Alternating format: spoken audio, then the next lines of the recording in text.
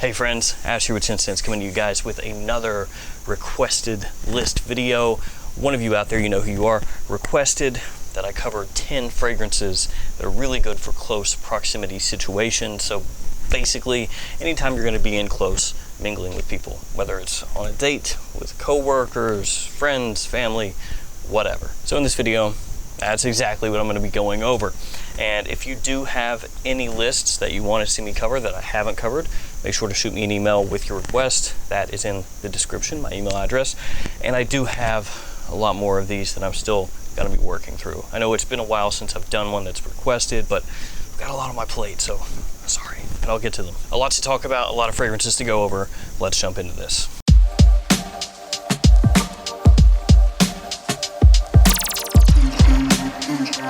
First off, I'm going to go with a Vetiver fragrance.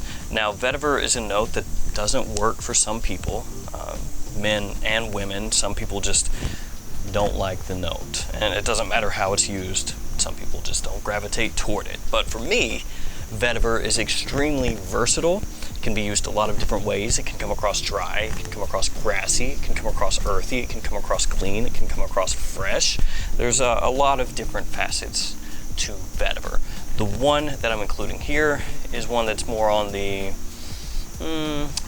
sophisticated side, the clean side, the fresh side. It's Tom Ford's Gray Vetiver. There's also grapefruit, oak moss, and woods in here along with that Vetiver. As I said, this one is just very fresh, easy to wear, and even a lot of people that maybe don't like Vetiver in its denser forms are gonna like this one. It's very versatile, extremely easy to use, and in close proximity situations, pretty much everybody is gonna like the way this one smells, even if maybe they don't like Vetiver as much. Gray Vetiver, for me, one of those all-time great office wear fragrances because it makes you smell like $1,000,000 and is just pleasing to the masses. So it's got that quality, but at the same time that mass appeal, but it doesn't sacrifice the maturity of the fragrance for that mass appeal. It doesn't come across, you know, bubblegummy sweet. It doesn't come across super synthetic or anything like that. So Gray Vetiver, my first choice. Next up, I'm going to go with two Carolina Herrera fragrances, and I'm kind of putting these together, CH Privé and CH Chic. So Carolina Herrera, Privé, and Chic. They are not at all similar. Two completely different fragrances. Privé is going to be more of a date night kind of fragrance. There's leather in there, but it's not a dirty leather. It's on the sweeter side of things. There's also whiskey, and Chic is going to be more of just a mass appeal sort of fragrance, going for maximum versatility and more a daytime fragrance, I would say, than Privé is. The note that really grabs people from CH Chic is going to be watermelon, which is a note you don't see used very often, especially in men's fragrances. Now, CH Privé also has cardamom in there, it has lavender, it has tonka, so it has these other notes that kind of add to that sweetness that I mentioned, the sweeter leather that fragrance has. And this one has been talked about for quite a while as a big date night fragrance, for good reason, night out fragrance. But even though it has leather, it has whiskey, it has tonka, it has these notes that you would think are going to be heavy, it's really not. The performance on it is not terrible, but this isn't the type of fragrance that's going to choke a room out, and that's why it works pretty well in close proximity situations. With Chic, you have some woods, also spices in there, cardamom, cinnamon, among others. And like I said, this one, CH Chic, more of just a versatile fragrance, people-pleasing kind of fragrance. Doesn't get talked about very much. It's kind of under the radar to an extent. You know, a lot of times people are going to go for Bleu de Chanel, YSL, Acqua di Gio, Profumo or Profondo, or things like that for a really versatile type scent. But this one you can wear in about any situation. You can wear the others. And again, not too loud, not too cloying, so good in close proximity situations with that one as well. For the next one, we're throwing it back, way back. This fragrance was released in 1934, so been around for a while. It is Pour un Homme de Caron, and this one has a big emphasis on lavender. There's also vanilla in there, there's musk. It's got a simplistic note breakdown. It gets compared to A Taste of Heaven and Lavender Extreme, both of which much more expensive than this one. So of course, those two fragrances from the houses of By Kilian and Tom Ford. This one you can find at discounters though for maybe a third the price of those. depending on what size of bottle you get. I think that this one actually you can get in just enormous bottle sizes. You really don't need one of those. I think that I've seen it, if memory serves, up to 500 milliliters. So yeah, you don't need that much unless you just are completely in love with this fragrance and just drown yourself in it. So this one's going to be very classy. Again, vanilla, lavender, musk. That's mainly what you're going to pull from this one. Even though it came out in the 30s, it doesn't smell too dated. Like I just said, there are two niche fragrances that this one gets compared to fairly often, and those ones are worn by people all over the place without thinking at all that it smells like a fragrance from the 30s, so don't let that scare you. I will say though, gonna be a little more mature than some of the other ones on this list, but still easily worn. Great quality fragrance, gets overlooked a bit. Next up, a Guerlain L'Homme Le Boissé. This one, fantastic in close situations, and this one's gonna be more of a spring, summertime fragrance, a daytime kind of fragrance, but really appealing. People love it. Vetiver, lime, mint, rum, and woods, some of the notes in the fragrance. So it has a booziness to it, a boozy sweetness, but then you have that refreshing mint that kind of pops off the top. Some people are going to say that it reminds them of a mojito mixed drink. So it's got mass appeal, but it has that Guerlain richness, quality, and depth to it.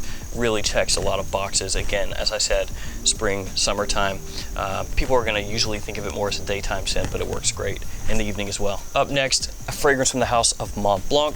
You might be thinking Legend or one of the Legend flankers, but no, we're going with Starwalker. Starwalker, my favorite from the house, and this one probably best known for its bamboo note. And this fragrance actually has a really good relaxing quality to it. So one of those fragrances that some people will say they spray on before they go to bed, because it just does have this kind of vibe about the scent where it just kind of mellows you out. There's also bergamot, mandarin, and sandalwood in here, so you've got a little bit of citrus in there, some freshness from that. It's very smooth, a little bit creamy from the sandalwood, a little watery actually from the bamboo. And this one is just a really, really nice fragrance that costs next to nothing. As I said, it gets overlooked because of now Explorer and also the Legend line of fragrances, but this one is very, very, very, very good. Objection on this one is not great, but that's really why it is such a good fragrance. People are in close because they're going to pick it up, and it's completely inoffensive. Nobody's ever going to smell this and be turned away by it. The projection on this, not great, but that's one of the main reasons that it works in close situations. It's not going to overpower people. It's not going to turn people away because it's completely inoffensive. It really is. I think you'd be very hard-pressed to find anybody that smells Starwalker and you know, they get disgusted. I don't think that's really going to happen. 99.9% of the population is gonna like the way it smells. So like I said, not great performance, but that's why it works in close. Not cloying, not aggressive, really nice. Up next, fragrance that I've loved for a long time, Gucci by Gucci, Pour Homme. There's tobacco in here, there's cypress, there's violet. So this is actually gonna be more of a rich green tobacco. It's not super sweet. It's a fragrance that I think you could wear if you're older, but at the same time you can wear it if you're younger. It's not too mature, but not too youthful. It's got a lot of versatility to it. And even though it has tobacco, which sometimes you might think of as a note that could potentially turn some people off, this one really approachable. I also love the bottle. It's got nice thick glass. The cap on it, really good.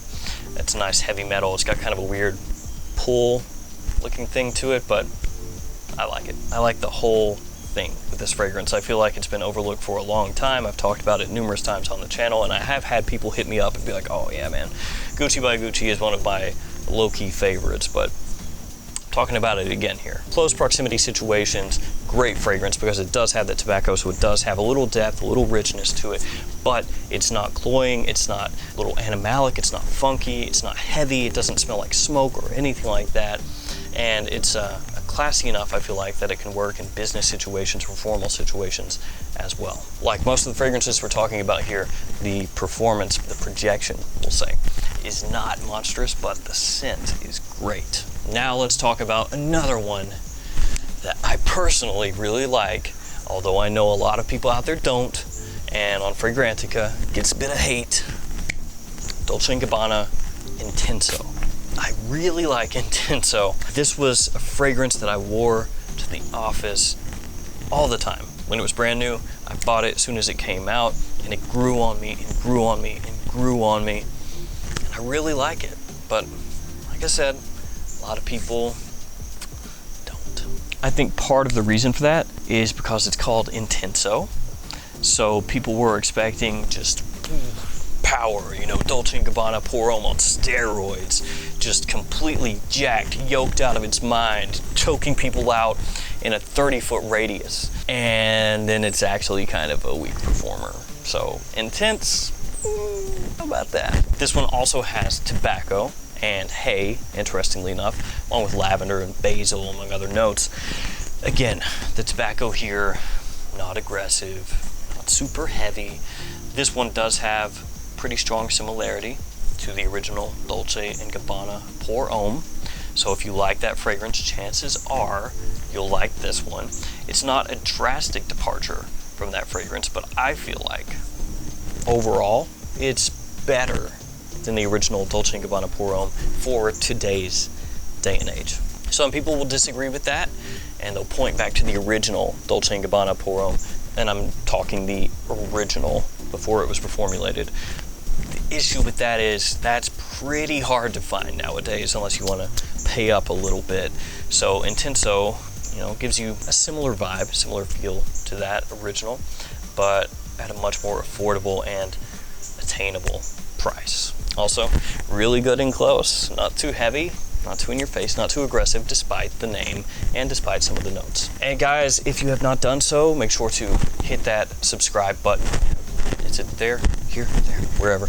It really helps me out, so thank you so much for that. If you're already subscribed, and I know some of you have been here for years with me already, love you guys. Let's go from that one to another one that people dislike. At least it seems like a lot of people dislike it. Now I'm gonna say I like it.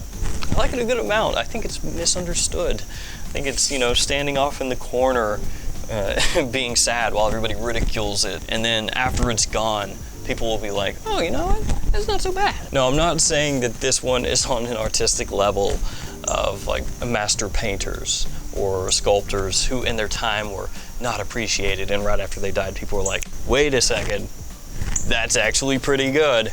I don't think it's on that level, but maybe like a very, very a small amount of that. It's the one gray from Dolce & Gabbana. So some of you out there are going, oh, no, it's not the one gray. But really, it's not that bad. In office situations, business casual situations with friends, or even daytime excursions or dates, it's actually really good and extremely versatile. Grapefruit, cardamom, lavender, vetiver, some of the notes in the fragrance. And this one I feel like is just kind of a prisoner of the line that it's in. So when the one gray was announced, of course it's in the one line, extremely well known for being an evening fragrance, a date night fragrance. You know, that spicy, sweet sexiness, that's what it's known for. And then the one gray came out, and it's not really a whole lot of that. It really is taking just a smidge of that DNA and then mixing it together with more of like a versatile, people-pleasing office fragrance, right? So a lot of people smelled it and they went, oh, the one, this isn't the one. That's what happened, more or less. I mean, maybe not exactly like that, but kind of like that. I think though, really good. Not too heavy, not too loud, easy to wear, very versatile, not too youthful, has a touch of class in there. I think it's a nice scent. The vetiver works well. Again, big fan of vetiver. It's not as noticeable here as it is in Tom Ford Gray Vetiver from earlier in this list, but it's a pretty nice fragrance. I'll tell you what, I'll take the one gray over Dolce & Gabbana K Eau de Toilette every single day of the week. Yeah, for sure. Two more to go. Next up, Hypnose from Lancome. This one has one of the coolest fragrance bottles in the game. I love the way it looks. It's got this cool twist, like a helix almost coming up. It looks really, really nice, and surprisingly fits decently well. Cardamom, lavender, amber, patchouli, some of the notes in the fragrance. So yes, this is a cardamom forward fragrance, but it doesn't smell like La Nuit de l'Homme. It's going to give you a slightly different take on cardamom, not quite as sweet, maybe a little more grown up, you could call it, in this fragrance. This one, fantastic, fantastic for nights out, especially if you're dressing up a little bit, trying to look sharp. This one works wonders. And kind of like La Nuit de l'Homme, not really heavy projector, but that works to its advantage in situations like this, because this one is a very sexy scent. It's very alluring, very inviting, so if people catch a whiff of it, they're gonna, lean in a little bit. Or at least that's the idea. Fragrance, really nice. Love the presentation. As I mentioned before, it's one that just looks great in the collection. It looks like it costs way more than it actually does. It looks like a niche presentation, a high-end niche presentation in my opinion. And it's overlooked, has been overlooked for quite a while. If you're a fan of cardamom fragrances, but you want one that has, again, a little more maturity to it, a little more grown up, not necessarily trying to hit the club every weekend and get blackout drunk kind of fragrance, check this one out. And last up, a cheapie that I think is very good for close-in situations, Black Walnut from Banana Republic. And this one is one of the fragrances that first kind of got Banana Republic on a lot of people's radars as far as being a mall fragrance brand that could pull off fragrances that were actually pretty good.